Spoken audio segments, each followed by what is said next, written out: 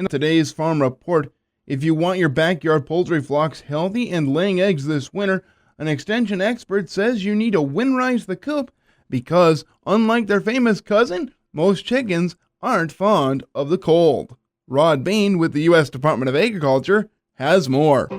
That foghorn leghorn is one rare bird. The snow's so deep, the farmers have to jack up the cows so they can milk them.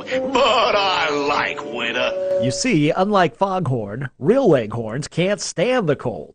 That's because they originate from Mediterranean climates, much warmer than many parts of the U.S. These types of chickens, compared to American breeds, are more susceptible to impacts from winter weather, such as lower immune systems, respiratory issues, and frostbite. In addition, the first thing they're going to give up is egg production. So if your birds stop laying, could be that their water was frozen several days in a row. They can't produce enough water in their own bodies to produce that egg, so they're going to give up egg production and forfeit that in favor of life. So as Bridget McRae of Delaware State University Extension points out, you need to really consider insulating that coop and meeting the needs of your chickens first and foremost. In addition to adding insulation sheets, not rolls, inside the coop, McRae says flock owners also need to seal up any holes to prevent draft. If you have a coop door that can be closed every evening and opened back up in the morning, great. Use it. Make sure that there isn't some way for the chickens to get locked outside. You might have an automatic closing door to keep the birds warm that maybe closes at night when the light levels are right. It'll shut. Temporary draft prevention includes wrapping plastic or a tarp around parts of the coop during the winter to prevent chilling the birds. She says proper heating in the coop is important, and brood lamps can be used as a supplemental heat source. There are things that provide infrared heat. Specifically, I'm talking about sweeter heaters, and they can be hung over the perch at night, which is where the birds are going to be in the coldest parts of the evening. They're going to be perched and asleep, and you might as well keep them nice and toasty warm. And extra bedding inside the coop will also offer warmth. By putting down an extra 3 or 4 inches of bedding, that's going to help you, but you're also got to keep it clean, that you need to spot clean much more often. McRae says chickens are most productive in their egg laying and most comfortable in temperatures between 55 and 75 degrees Fahrenheit. So in the winter time, try to amend your coop accordingly. I'm Rod Bain reporting for the U.S. Department of Agriculture in Washington, D.C. The data that farmers can get from their machinery, high-tech sensors, drones, and the collecting and sharing of it, in other words, big data, will lead to as much change in agriculture as the green revolution or biotechnology. Similar to the transition we saw when we moved from horses to machinery. But a group of experts told the House Ag Committee Wednesday there are many questions about this that need answers first. Missouri farmer Blake Hurst listed just a few of them on, for example, who owns the data from my farm. Does the landlord own the data? Does the crop rent tenant own the data? Does the cash rent landlord own the data? Does the applicator that's driving a machine through my field that I've hired, is that my data? Is his data? Is he transmitting it? I don't know.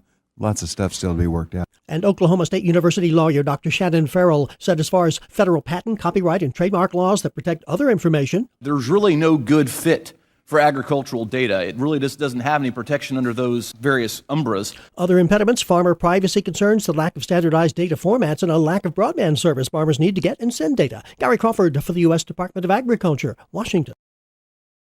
The World Food Prize was recently awarded, and a daughter of a past president, Chelsea Clinton, talked about women in agriculture and was the keynote speaker.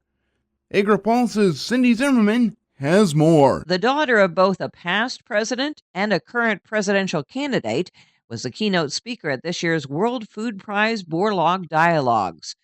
Chelsea Clinton, the vice chair of the Clinton Foundation, discussed the importance of encouraging and supporting women in agriculture, especially in developing countries. We know that if smallholder female farmers in sub-Saharan Africa had access to the same quality seed and fertilizer, but equally important, access to the same levels of capital at the same interest rates as their male colleagues did, sub-Saharan Africa could feed itself. That is in all of our interests, and we're trying to do our part to help solve that challenge.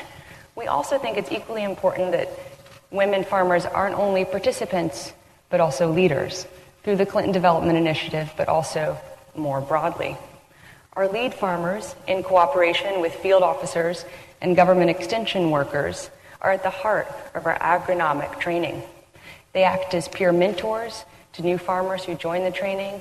They host and own and maintain active demonstration plots so that farmers can visit their plots to see if they're interested in joining our program. They're really the leaders in helping to educate others on the climate-smart agriculture policies. In this country, the challenge is getting more women involved in scientific careers, which are sorely needed for increasing food production. And Clinton participated in a panel discussion about STEM education, where she talked about the problem of girls losing interest in science at a young age. We now have research that has demonstrated, sadly, that starting in middle school, teachers, both male and female teachers, start calling on girls less in math and science classes. And one of the reasons that's so corrosive is because of what also starts to happen around that age.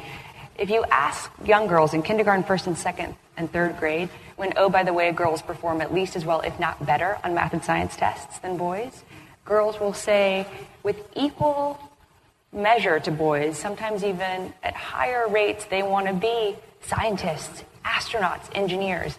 They also are more likely to want to have leadership positions. All of that starts to shift in fourth and fifth grade.